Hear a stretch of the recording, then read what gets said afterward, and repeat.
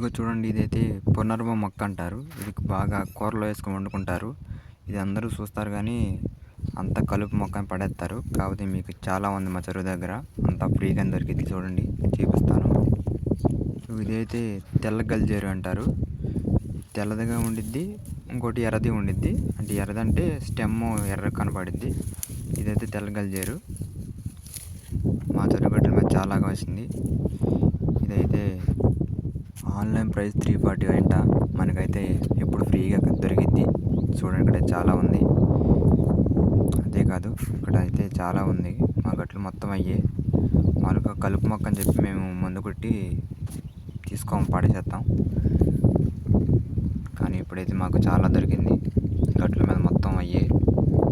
ఇవి ఎక్కువ మన ట్రెండింగ్ అవుతున్న మొక్క ఇది.